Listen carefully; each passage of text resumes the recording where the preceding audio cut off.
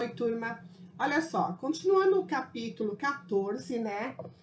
Águas continentais e subterrâneas, a gente estava falando das bacias hidrográficas, né? Que são os rios afluentes que formam uma rede fluvial.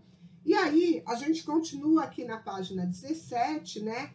Na maior parte do território brasileiro, há muitos rios, distribuídos em várias bacias hidrográficas. No mapa abaixo, observe um exemplo, o das bacias hidrográficas do estado do Paraná. Cada traço em azul claro representa um rio e as cores delimitam as diferentes bacias hidrográficas. Então, aqui, olha, gente, essas linhazinhas azuis, né?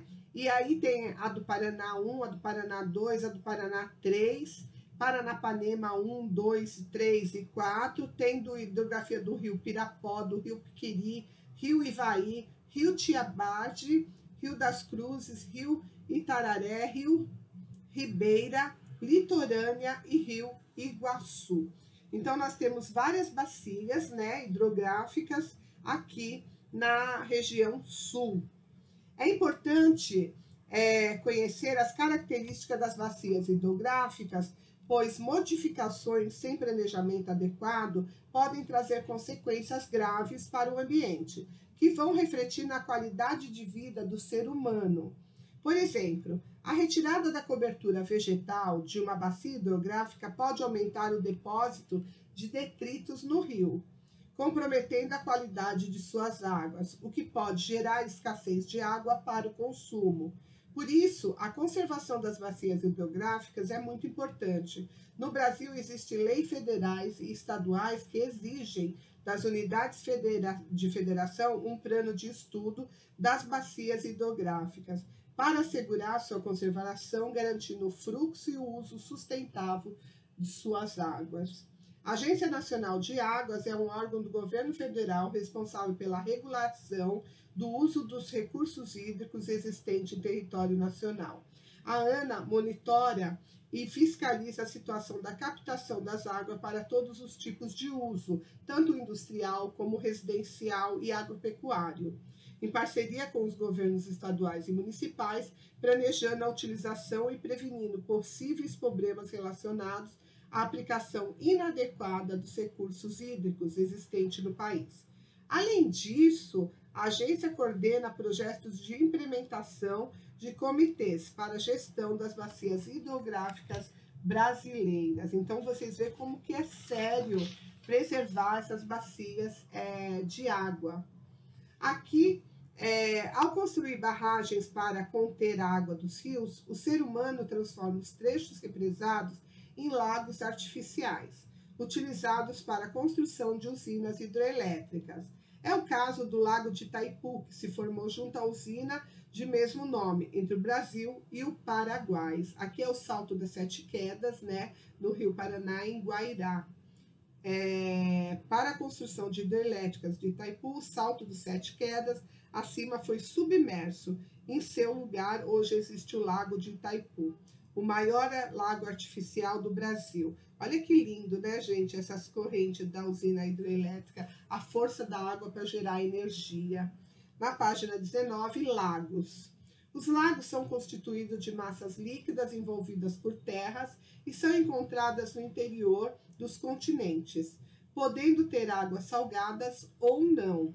De acordo com a sua origem, os lagos podem ser naturais ou artificiais.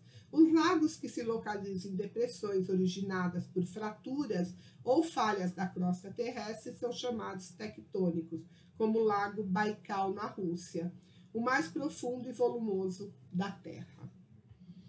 Ao longo dos bilhões de anos da Terra, em certos períodos, o nível dos oceanos se elevou e cobriu inteira ou parcialmente um ou outro continente. Posteriormente, o mar recuou, deixando parte de suas águas acumuladas em depressões e áreas baixas, formando grandes lagos salgados. Dependendo da área ou do país, esses lagos podem receber também a denominação de mar. É o caso do Mar Aral e do Mar Morto, situados na Ásia e no Mar Cáspio. localizado entre a Europa e a Ásia. Aqui tem até uma foto, né, entre a Jordânia e Israel. É muito bonito da gente ver, né, que a natureza, ela flui de uma forma, assim, belíssima. É uma pena que a ação do homem destrua tantas coisas. Aqui é para relacionar as duas colunas, né? Aí vocês podem fazer e a gente corrige depois. Águas subterrâneas. Você já sabe que de toda a água existente na superfície da Terra, apenas 2,5% são de água doce. Todos os 97,5% restantes são de água salgada, os quais constituem oceanos e mares.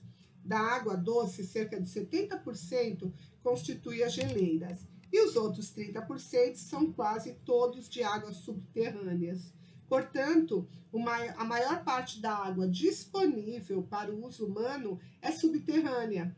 O restante corresponde às águas de superfícies, rios, lagos e etc., que representa apenas 0,3% do total de água doce do planeta.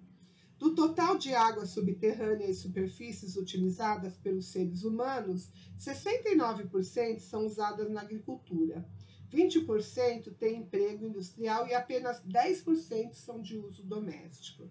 As águas subterrâneas são formadas pelas águas da chuva, que se infiltram no solo em virtude da permeabilização do terreno, atraídas pela força da gravidade. Ao encontrar uma superfície de argila ou de rocha impermeáveis, como basalto, as águas infiltradas se esparramam sobre ela, formando o que se denomina lençol freático.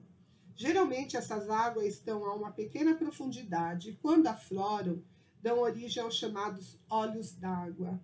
Mesmo abaixo da terra, elas podem ser facilmente captadas para o uso com a abertura de poços domésticos, como é comum em zonas rurais.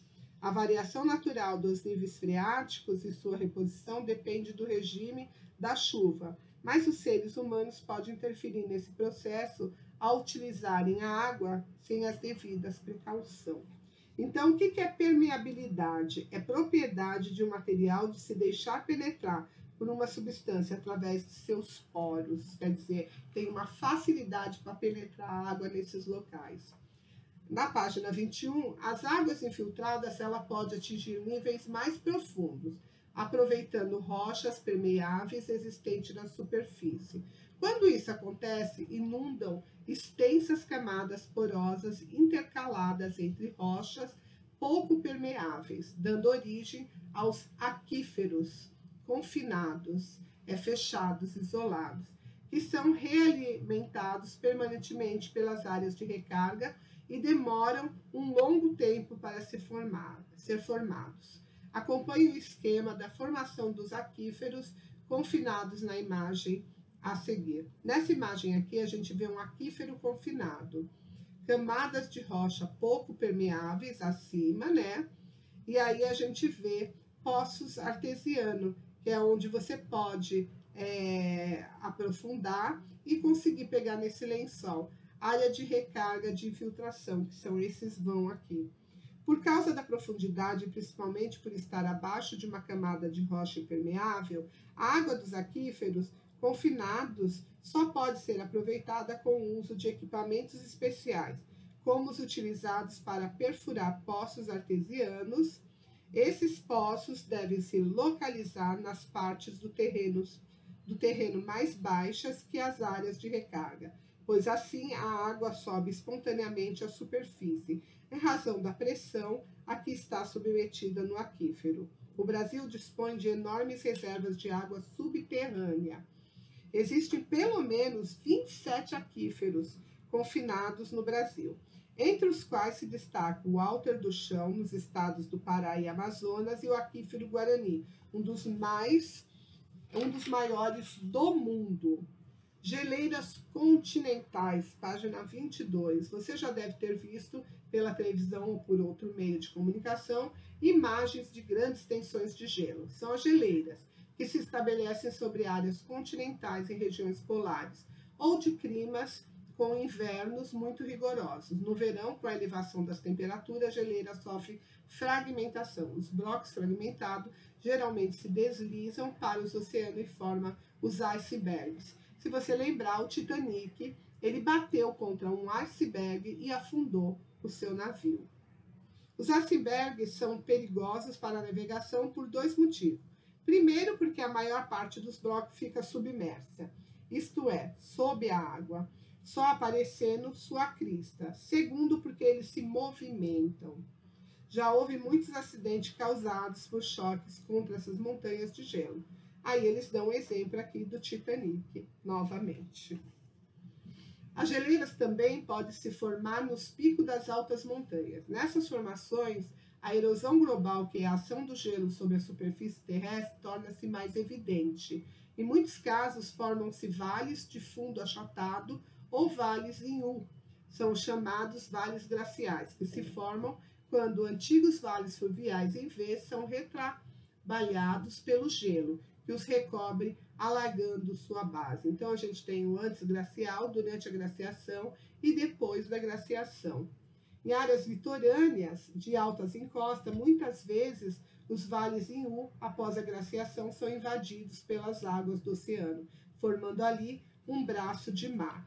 São os fiordes, encontrados em abundância nos litorais da Noruega e do Chile, e em menor quantidade no sudeste do Alasca e Estados Unidos.